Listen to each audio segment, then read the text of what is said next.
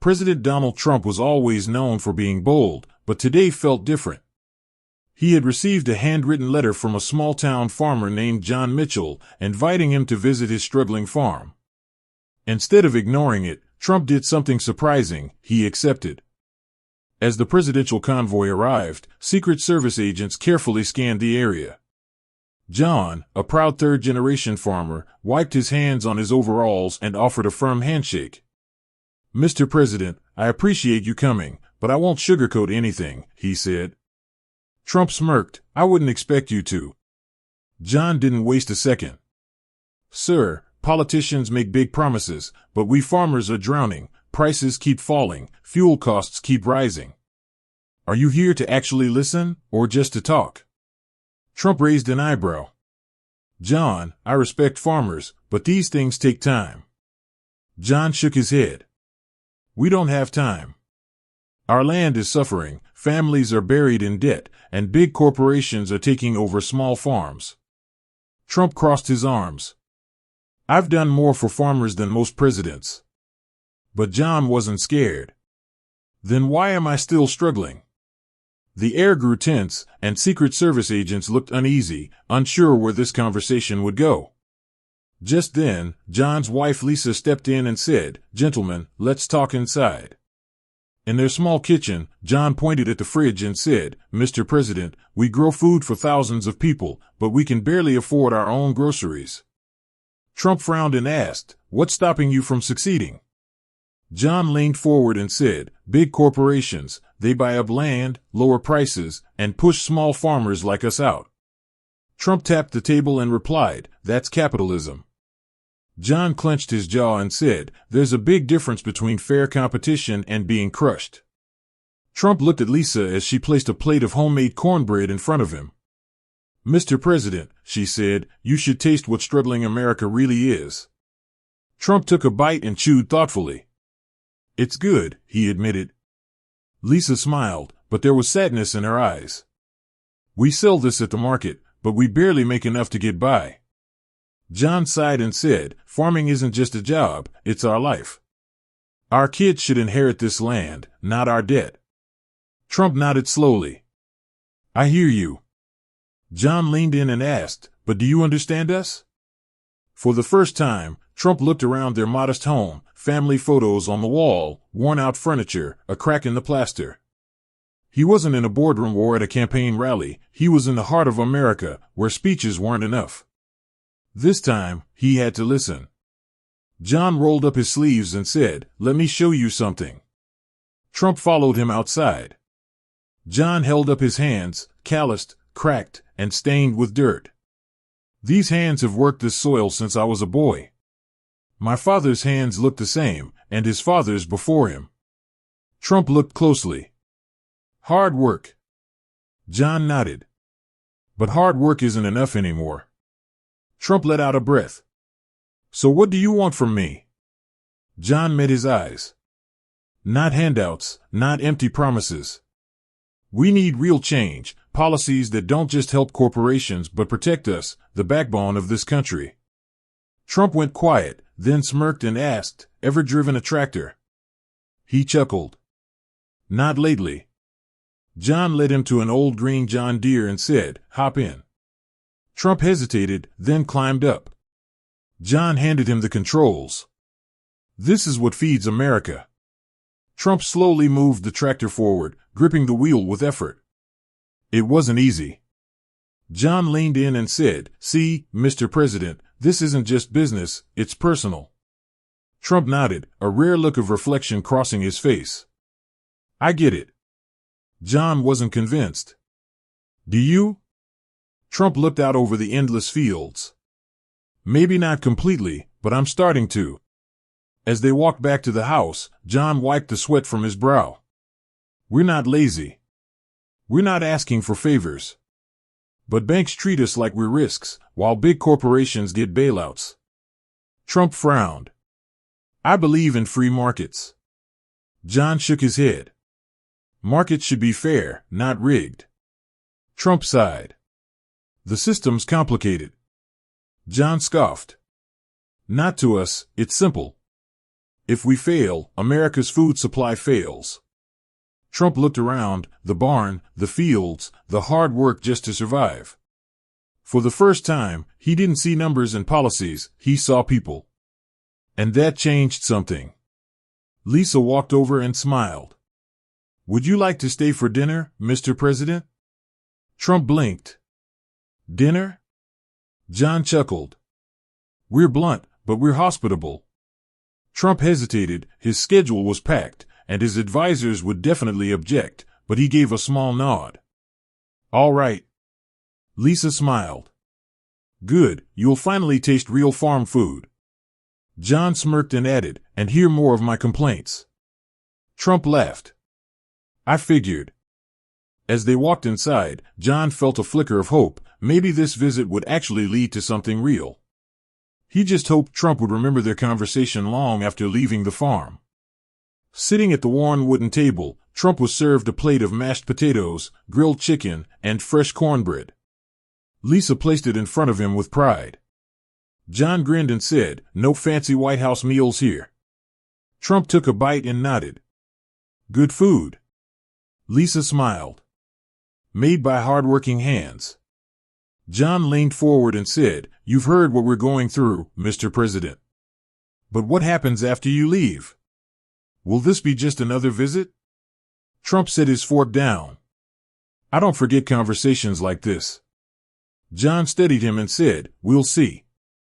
Something about this dinner felt different, like something was shifting.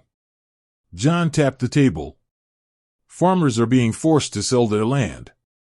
Corporations take over, control prices, and we can't keep up. Trump nodded. So what's the solution? John sighed.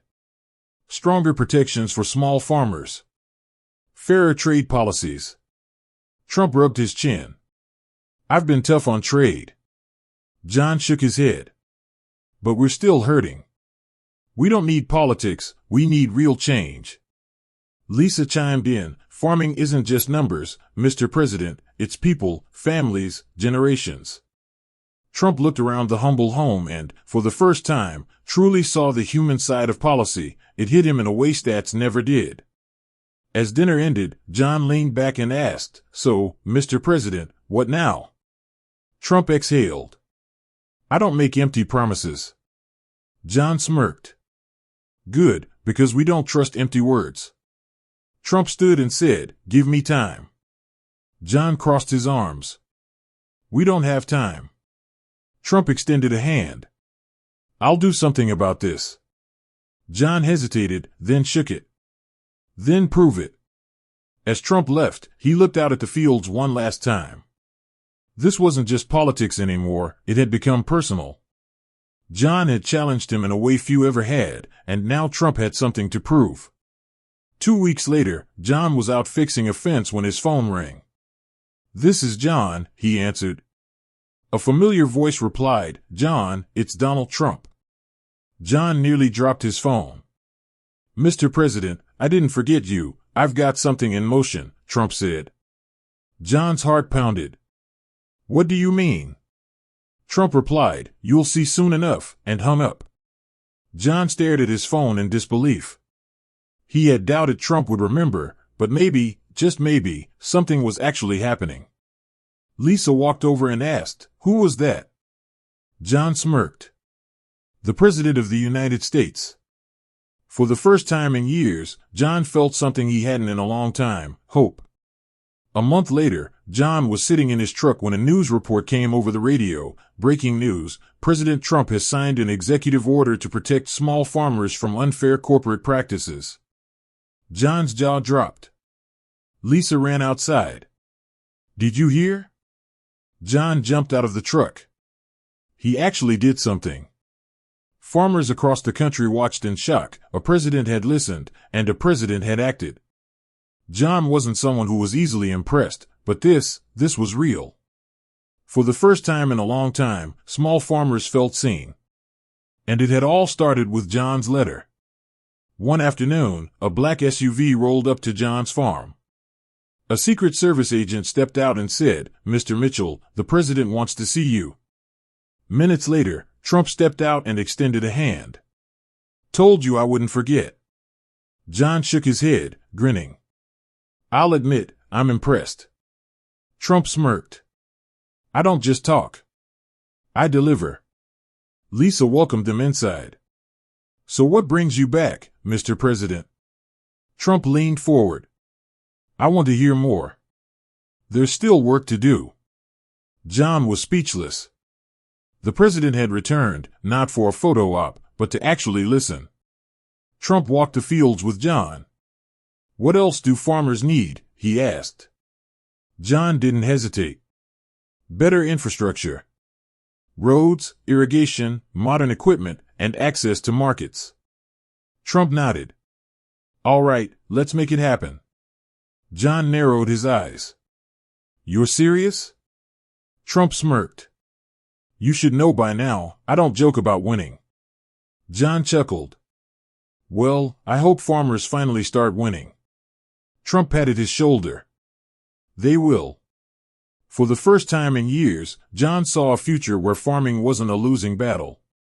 Maybe, just maybe, the tides were turning, and it had all started with a simple invitation. Reporters swarmed the farm. Why did the president come back? One asked. John shrugged. Because he actually cares. Critics called it a publicity stunt, but John knew better. He listened when no one else did. Trump faced the cameras.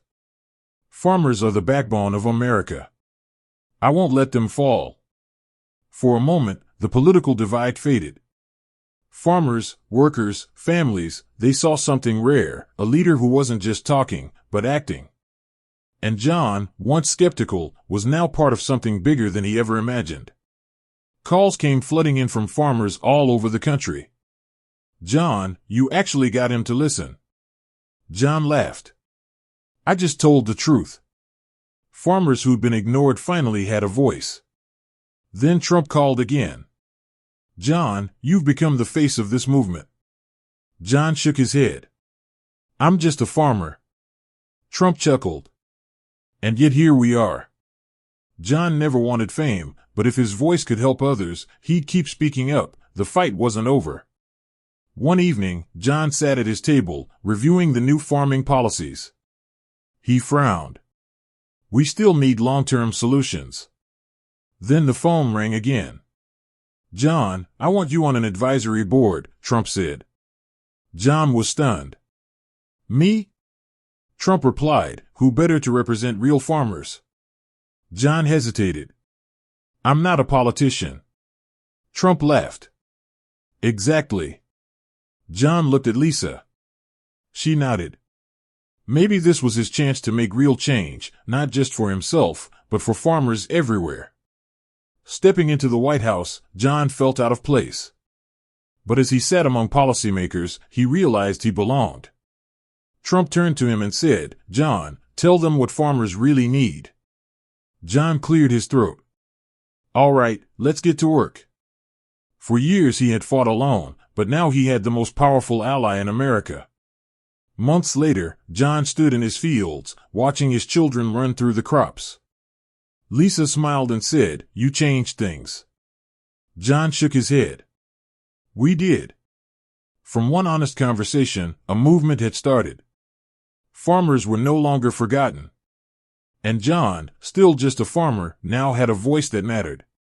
All because of one letter that Donald Trump chose to read. Sometimes, the most unexpected conversations can change history, and this one did.